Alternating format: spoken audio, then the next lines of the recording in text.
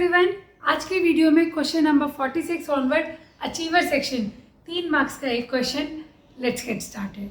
Question number 46. The given bar graph shows the number of marks scored by A and B in 4 different subjects. Study the graph carefully and answer the following question. इस graph में नीचे दिए हैं subjects और यहाँ दिए हैं marks scored. तो क्वेश्चन नंबर 1 में हमसे पूछा है how many more marks are scored by A than B in all the subjects together. अच्छा, यहाँ ग्राफ के ऊपर देखो, शेडेड वाला जो है वो तो बी का है और ब्लैंक वाला जो है वो है ए. तो सबसे पहले इनके मार्क्स देख लेते हैं. मैथ्स में ए के तो हैं 75, बी के हैं 65. साइंस में है 70 और ये है 85.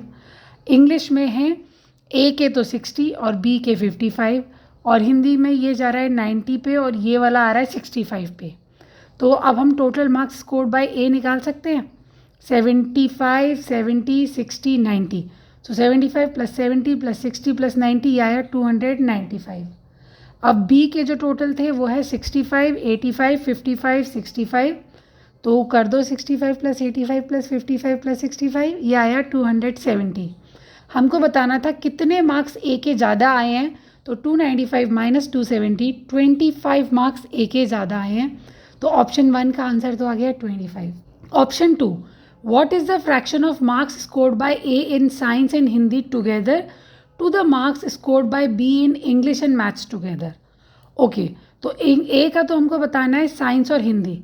तो साइंस में है 70 और हिंदी में है 90, ऐड किया 160. B का इंग्लिश में तो है 55 और मैथ्स में है 65, ऐड किया 120. अब इसका फ्रैक्शन देखो, फ्रैक्शन पूछा है स्कोर्ड बाय ए, तो ए को तो हम न्यूमरेटर बना देंगे. और किसके अगेंस्ट पूछा है, the marks scored by B, तो बी का है 120. तो 160 बाय 120 सिंप्लीफाई करो, 0 से 0 कट गया एंड 4 4 ज़ा 16 एंड 4 3 ज़ा 12. तो बी का आंसर आया 4/3 और ये वाला हमारा 25 एंड 4/3 किस में है, option B is the right answer. Now question number 47. Read the given statements carefully and select the correct options. तो सबसे पहले स्टेटमेंट 1 को सॉल्व करते हैं. The value of this when rounded off to nearest hundreds give us 325.25. तो पहले दोनों की वैल्यू 672.734, 347.487 को सब्ट्रैक्ट किया, ये आया 325.247. अब हम इसको नियरेस्ट हंड्रेड्थ में राउंड ऑफ करना है. तो डेसिमल के बाद 10th, फिर हंड्रेड्थ पे आ गया 4 और 4 का अगला नंबर है 7. 7 इज़ ग्रेटर देन 5, तो इसका मतलब 4 जो है वो राउंड ऑफ होके हो जाएगा 5. तो ये राउंड ऑफ होके बनेगा 325.25 और यही हमें क्वेश्चन में दिया था. तो स्टेटमेंट 1 तो ट्रू है. अब स्टेटमेंट 2 पे आ जाओ. The value of this is less than 90. Okay, तो सबसे पहले इसको सॉल्व करो. 63.76 प्लस 38.89, ये आया 102.65. अब इसमें से हमें 13.23 को सब्ट्रैक्ट करना है और अभी आया 89.42 और बोला है ये 90 से छोटा है. हाँ, ये 90 से छोटा है. तो इसका मतलब statement 1 and 2 both are true. ये है हमारा option A. Now question number 48. Some similar square shapes are kept in the given figure. If the perimeter of the whole figure is 308 then find the area of the figure. अब हमको यहाँ पे perimeter दिया हुआ है 308 और इस figure का हमको एरिया निकालना है. तो सबसे पहले हम देखते हैं कि इसमें साइड ऑफ स्क्वायर्स कितनी है, क्योंकि पेरीमीटर जो होता है वो सम ऑफ द बाउंड्रीज होता है ना. तो इस स्क्वायर में कितनी साइड्स हैं, 1 2 3 4 5 6 7 8 9 10 11 12 13 14 15. ओके, टोटल 22 तो इसकी बाउंड्रीज हैं. हम अंदर वाली बाउंड्रीज को काउंट नहीं करते पेरीमीटर के लिए. तो perimeter is equal to 22 multiply side of the square. Square की साइड निकालने के लिए ये 22 यहाँ मल्टीप्लाई हो रहा है, इक्वल टू के इस तरफ जाके डिवाइड हो जाएगा. 308 डिवाइड बाई 22 सिंप्लीफाई किया, 154/11, ये आया 14. एक साइड आ गई 14. अब हमको एरिया निकालना है, लेकिन एरिया निकालने के लिए पहले हमको पता होना चाहिए कितने स्क्वायर्स हैं. तो काउंट कर लो, इसमें टोटल 21 स्क्वायर है. एंड एरिया ऑफ स्क्वायर का फॉर्मूला होता है साइड मल्टीप्लाई साइड.